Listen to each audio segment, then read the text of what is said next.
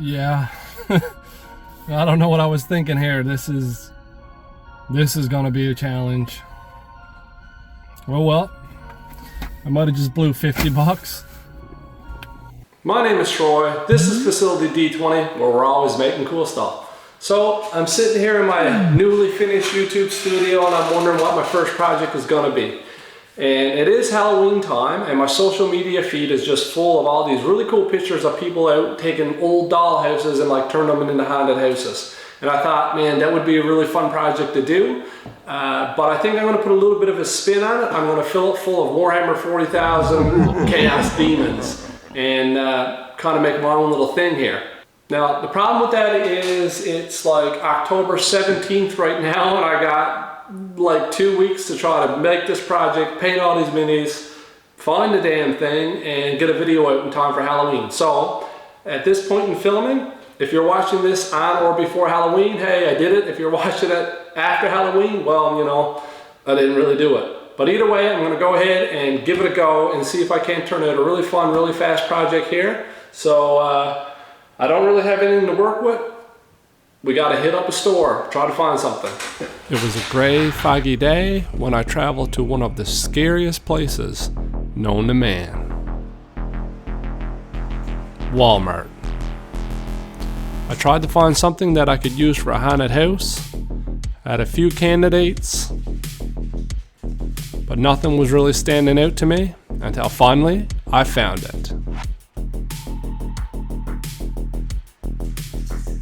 Perfect.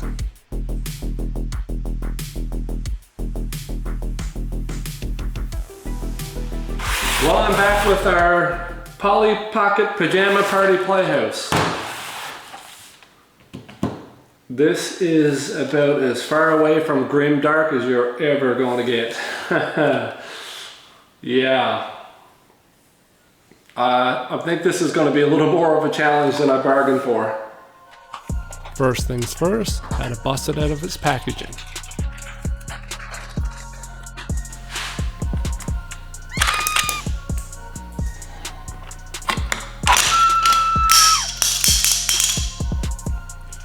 I've already lost the Polly Pocket. It must be around here somewhere. Well, update. I feel like Rick Moranis from Honey, I Shrunk the Kids because I just spent 20 minutes looking for this damn little thing. I feel like I just relived the childhood trauma of thousands of little girls out there. Anyway, let's get back to the build. Well, that's enough fooling around. First thing I did was chop up some popsicle sticks and add some wooden paneling.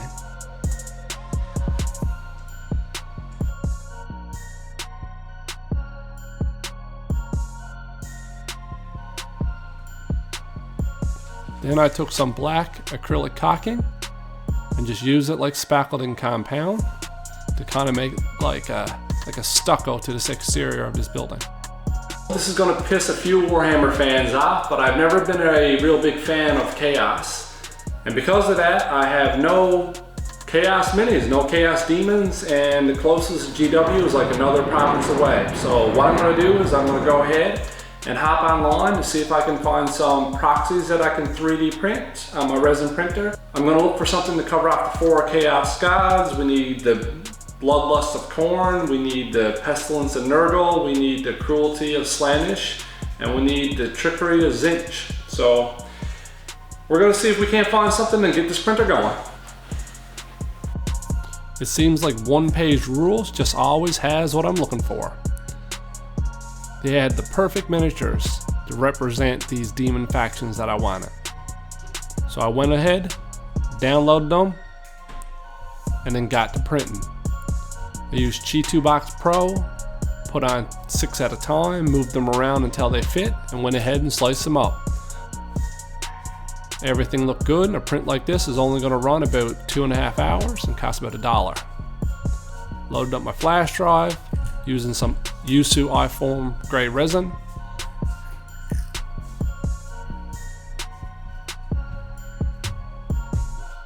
Selected the files and then we're in business. Then it was time to damage this building. I went ahead and cut off the shutters to reuse in a different location. and just started hacking at this thing with all sorts of tools. Cutters and screwdrivers and my rotary tool.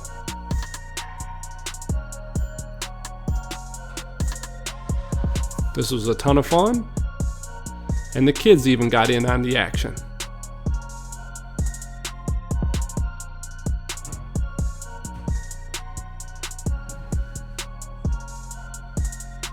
I even busted out the heat gun and started to melt and warp up the structure.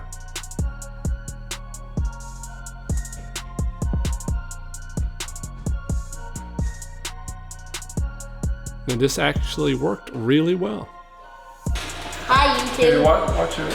Keep your hands away from the tip. Hi YouTube. Hold the handle. Keep your hands away from the tip. 2 hands on it. Turn it on.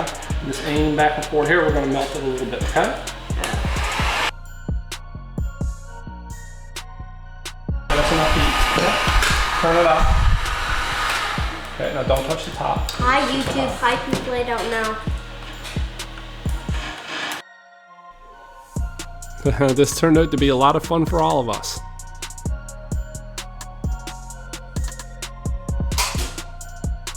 Then the prints were done. I gotta take a second here and appreciate my Wham Bam magnetic build plate and my Wham Bam slat mat.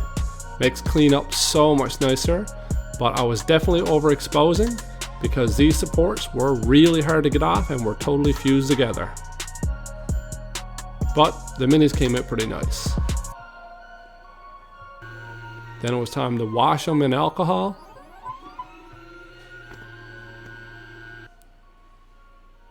Cured them for about 4 minutes. Loaded up the next 6, but this time I went ahead and dropped down my exposure settings from 2.4 to 2 seconds. Then it was back to the build. Time to rough up the interior. I just started to pull on this cardboard backing with my knife to damage the walls. Use my screwdriver to put some cracks in the floor. A little bit more melting and warping.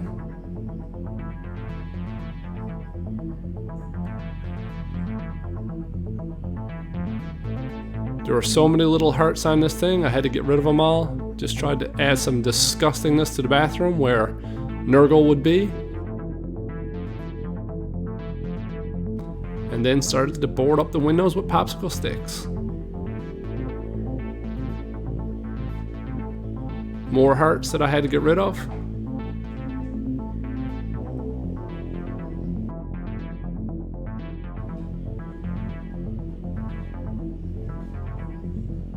And then I used some Yusu multicolor red and blue to print some gargoyle heads. These things look like eagles.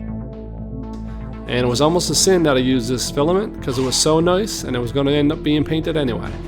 And this was to cover up all the hearts on this building. And there was a whole pile of them. I think that's it for the building converting here. It still looks kind of wacky.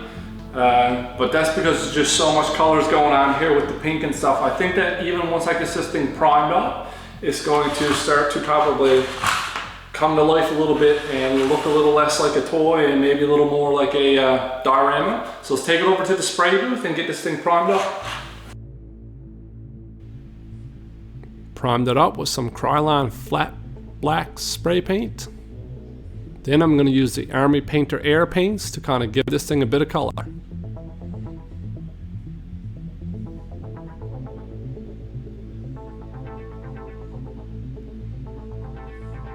And I gotta say, just this alone was really bringing this thing to life. In all honesty, I probably could have stopped right here and had a spooky looking house.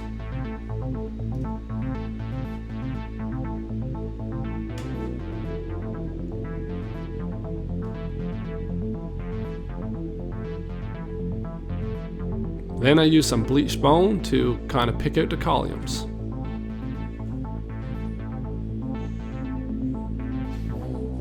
And the staircase.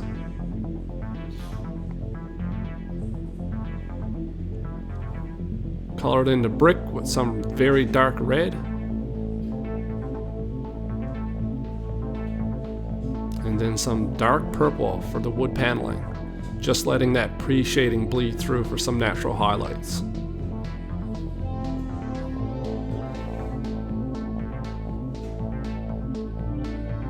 Then I used some copper.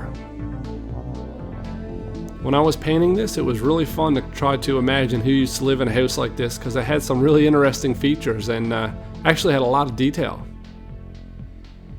Some brown for the wood and the floors.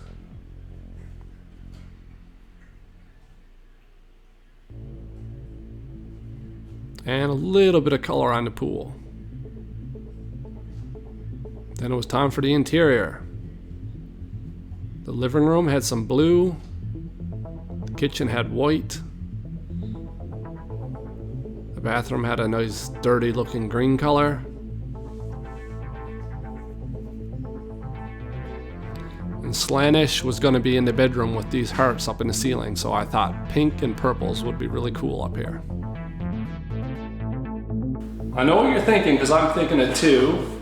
You liked it better before I painted it.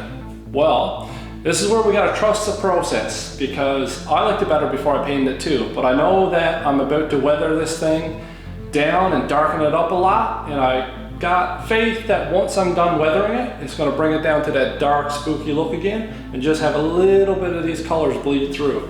So this is gonna be a slow process, but I'm gonna go ahead and start weathering this thing up. Then I use some sepia on all those bleach bone colors to stain up the stairs and the columns.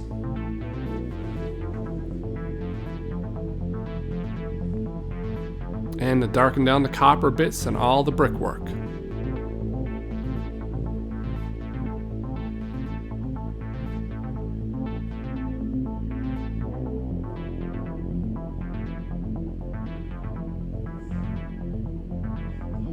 This makes for a really nice looking copper right quick.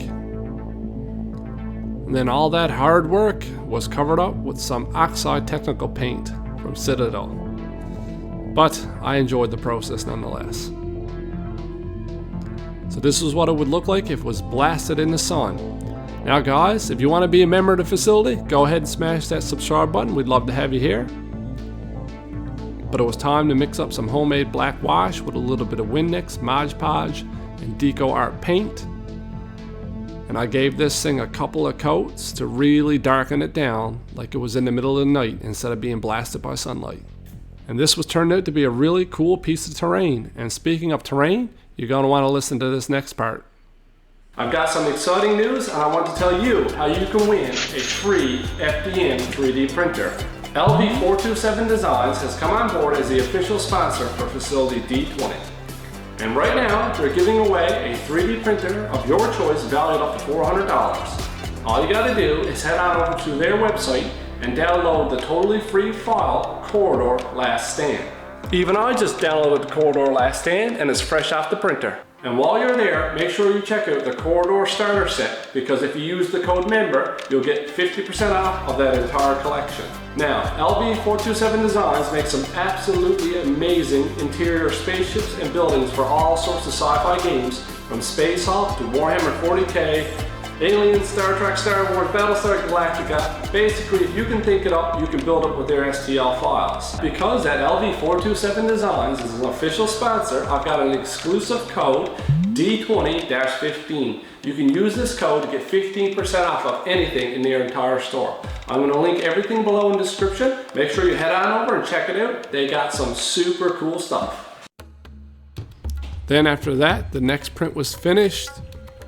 And these were also a little bit overexposed, so I ended up dropping the exposure time down to 1.9 seconds after this. But all 12 of these minis were done and ready for paint, which is a long process because I'm a really slow painter, but I decided I was going to hit this with a whole bunch of different speed painting techniques. I got to work and primed it gray.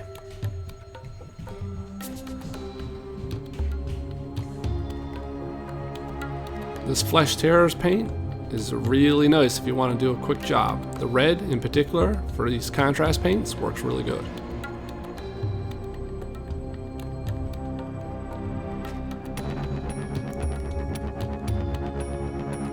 These guys got a base coat of necrotic flesh, and then I started to pick out some colors. Little mushroom growth on this guy's shoulder here is pretty cool.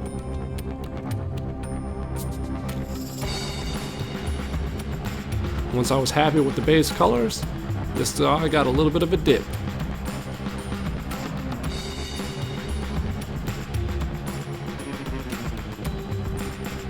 And then a coat of matte varnish.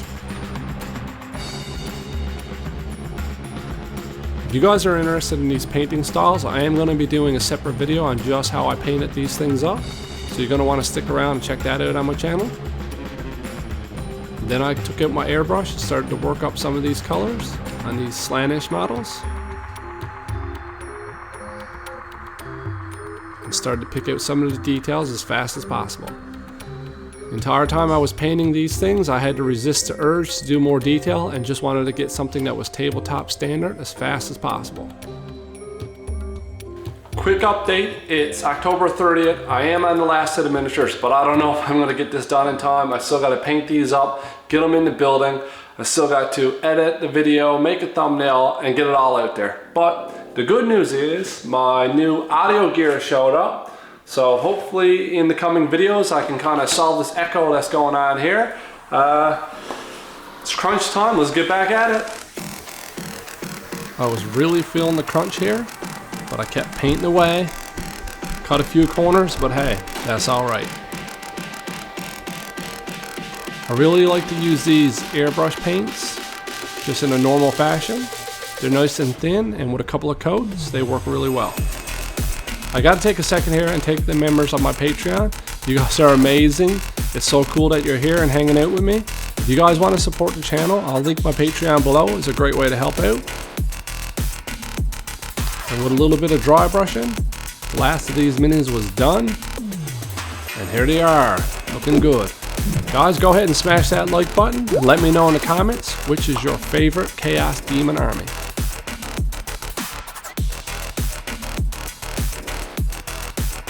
Next up, some blood for the blood god, and I use this cool splattering technique to get a bunch of blood all over the kitchen.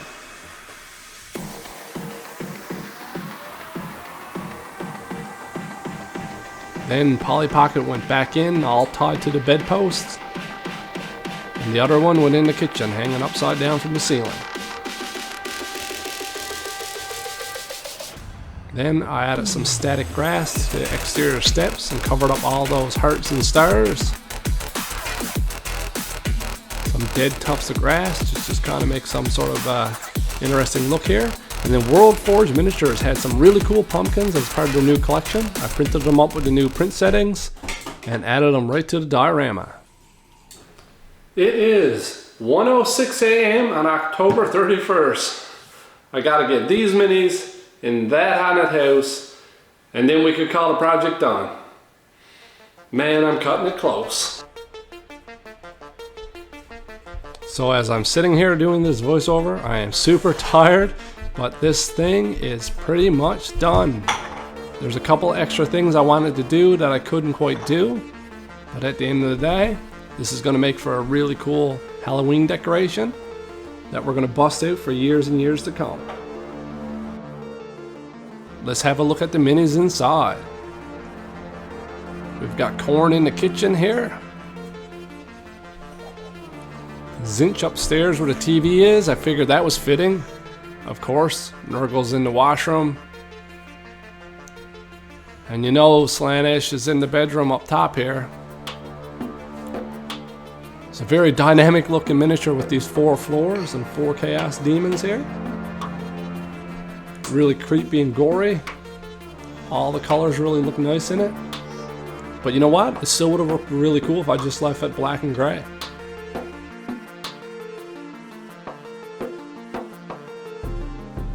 I've got a lot of cool builds on my channel. I got a lot of cool videos. I'm going to link some here. Check out the description below. There's a lot of fun links there, some cool discounts and stuff for you guys. So make sure you stop down there and check it out. Go ahead and click on one of these other videos, and I'll catch you on the next one.